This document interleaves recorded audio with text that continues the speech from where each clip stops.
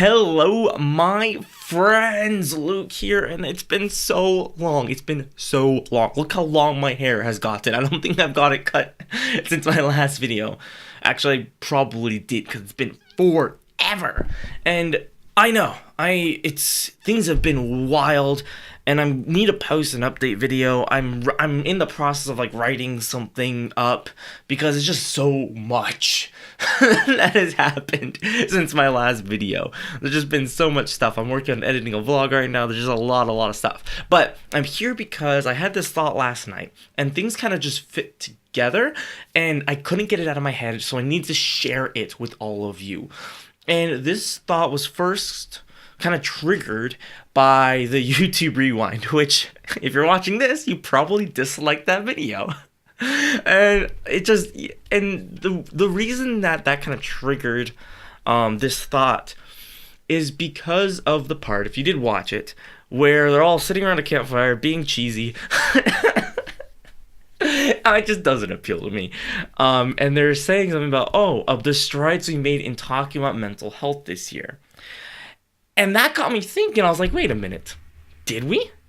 And unfortunately, from what I have seen, because I'm pretty active in the YouTube online, I'm pretty active in the whole online culture and space. And so I think I have a really good idea of how everything is working. And from my perspective, I haven't seen a good change in mental health. And here's why. And here's the problem that I think people aren't understanding and recognizing. Is that in the many people that have talked about their mental health experience, especially with depression, you see someone like, I think the biggest one is probably someone like Superwoman, if you're familiar with her, saying she's taking a break because she needs to focus on her mental health. Or someone like, I think it was Jacksepticeye talking about his depression, and I think his fellow gamer Markiplier talking about, his experience with depression, and so many others that I have seen that maybe I just can't remember their names. The problem with those is that, of course, I'm not, not the problem with them, but the problem with that whole conversation, the way we're looking at it, is that it's not very right. The problem is that, and I experienced this, because remember, this is coming from someone who has and still deals with major depression. Of course, I am much better than I was, but I know what it's like to be in the worst place you can possibly be in your mindset. And the problem is that when many of these YouTubers, online personalities, even celebrities, big celebrities, when they talk about depression and mental health, it's sanitized. It's giving a wrong vision, a wrong worldview of what mental illness really is. And I use the word mental illness very carefully. Because when most people, they say mental health. All mental health is just how your mind is doing. It's like saying, focusing on physical health. It's like, no, you're just focused on your health. It's just describing, it's just a thing. The problem is what people aren't focusing on, what people aren't really talking about is mental illness. And here's the problem with that, and here's the problem I have with this, and why you shouldn't get sucked into this trap. This is something that I hope helps you when you see this, is that if you're suffering from major depression, major anxiety, whatever it is, if you're suffering from an actual serious mental illness, then you watch these videos like I did and go, I'm weird, there's something wrong with me. I'm not depressed, I'm broken, I'm crazy. These other people are depressed. And that's my main issue with this. And this is why I made this video, is because I don't want you to fall into that trap of seeing someone else talk about their depression and say, I've been depressed, meaning they were sad. And I'm not downplaying it. It's not like my version of depression is more valid than theirs. But it's a slippery slope with the trap, especially with those of you who don't have a lot of life experience, who are maybe still younger. I know a lot of you are middle school, starting off in high school. And you don't have all that experience like I do with a lot of people sharing their stories and just understanding mental illness and mental health in general. And so that's my caution to you, is that when you see someone else and talk about their suffering, I don't want you to think that your experience isn't valid, that you're saying, I'm not dealing, they're talking about depression, I'm just so broken, I'm so crazy, I'm so off in the other direction that there is no hope for me. Because what they're saying, and this is kind of where the hope comes into in the overcome part, is that I see them saying, and I've watched these videos, by the way, I've watched these videos because I want to understand that, because I'm happy, right? I'm happy that people are talking about mental health. I'm happy that the conversation is moving. What I'm not happy with is how, especially YouTube, is sanitizing the talk. So people who do, like me, who talk about real mental health, real, the real side of mental illness, the ugly side that people don't like hearing, I'm not seeing that. And if you found someone who does talk about that, who does have that very, very real conversation about the real ugly side of mental illness, please send it to me. Please, link in the description, please let me know, because I would love to see that, and maybe, work with them, because that voice really needs to be heard. I'm all for people sharing their struggles. I'm all for people, saying what they're going through and having that freedom to do that. I love that. But I want to caution you against being engulfed by these mental health messages of, oh, I was a little depressed. Oh, I was anxious. And now I'm better. And then it's seeming like it's compared to, some of the people I talked to that have been cutting for all their lives. Like that. We tend to go off the deep end, especially if you're dealing with depression or anxiety. That twists your mindset and you go even further down deep into that rabbit hole. And I don't want that to happen with you, because I know I'm feeling like I'll feel that way. And I have this money, I have years and years of experience in educating others about mental health. And I'll watch these videos, especially from people that I admire and look up to. Especially someone I've always admired, like Jacksepticeye, for those of you who know, like, top of the morning to you, laddies. He just seems like such a great person, and the way he creates content is, I love his creativity. And when he talks about mental health and he's doing these fundraisers, I'm like, yes, do that. But there's a certain limit to where it stops. And I'm like, no, could you please just, show more? Please be more real, because that's going to have so much more good. And so that's my 2 cents. So at the end of the day, what I really want to inspire you today with this video is to not take other people's experience and compare them to your own and say, well, that person's normal, I'm not.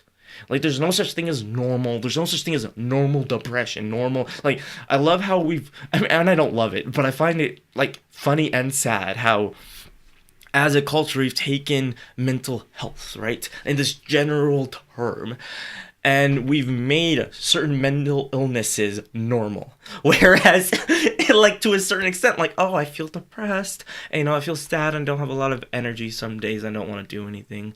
And that's, normal now. And if you're dealing with anything past that, which, guess what, 1 in 12 of you watching this right now, if you're a teenager, 1 in 12 of you are suicidal, or have attempted suicide, or will. That's the reality of this. And 1 in 4 of you are seriously depressed. So it's that kind of mindset, is that I don't want to normalize, normalize. That's not the right word. I don't want to make normal a certain type of depression or a certain type of anxiety and be like, that's normal. If you have anything worse than that, then you're crazy. That's where I feel that the conversation is headed, and I'm apprehensive. I'm really apprehensive about how this conversation will end. And I'm just going to close off with just an experience I've had when talking about mental health, is that nobody likes talking about the ugly side of mental illness. And I've seen these blog posts, I've seen people talking about this and writing about this, and it never gets much traction, and they know it. And I've seen these people say, look, when I say something about, the real ugly side of depression, let's say a friend not knowing if you're gonna wake up tomorrow and your friend is alive, maybe people hygiene is a huge problem when it comes to depression. And I know a lot of teenagers who just haven't cleaned themselves in any way for months, and that's kind of, delving into just the side of depression, the side of mental illness that no one likes talking about because it's uncomfortable, even at mental health conferences. And so I'll close with the story, is that this happens a lot. This isn't uncommon. And I was at this mental health panel. So it was about 100 people. I was on this panel with a couple other mental health experts on there. And we were, in just this room, and we were answering questions and talking about stuff. And this man, during the question and answer period where we're interacting with the audience, this man stands up and he says, and he's like, you can just see he's dealing with psychological problems. You know, there's probably some kind of identity disorder, schizophrenia, like there's something it's visibly apparent that this man has some different mental illnesses going on. And he stands up and immediately it's awkward. He starts like reading a poem that he wrote that's very dark and odd, and in the room you can feel it. Everyone is uncomfortable because for so long, for the entire like hour, we were talking about the nice side of depression, right? You know, oh, you feel sad, here's some things to do to get over it. And all of a sudden we encountered the real side, which I mean I encounter that all the time. And so I was sitting there like, I know exactly how everyone's gonna react. Like no one knows what to do. They don't know what to say. No one really wants to be there. And you can see that across most of the people's faces, is that they came to talk about mental health, not mental illness. And so I mean, and I'm not blaming anybody. It was an uncomfortable situation. I only was able like to be like, comfortable with it because that happens all the time. I'm used to it by now. It doesn't throw me off at all. And I know, like, from my own experiences, like, who am I to judge, really? And so I just kind of wanted to bring that to a reality in saying that it's not fun or comfortable or easy to really think about that side of it. And if you live with it, you feel like you're an outcast, that, oh, people, this is normal depression. I'm not normal. There's no hope for me. I know that can happen because that thought crossed my mind at the place I'm at right now, is that, wow, I'm not normal. I have, I'm worse. Like, there's no hope for me. And that thought crossed, I go, wait, what am I thinking? Why would I think that? That's obviously not true. And so that's my message really for you today, is that the sanitization of mental health is happening because everyone, it's a natural human, it's your brain protecting itself from pain. That's all that it is. It's all this is your brain protecting yourself from pain, but sometimes pain is necessary. And so this is kind of a necessary pain to understand what mental illness really is.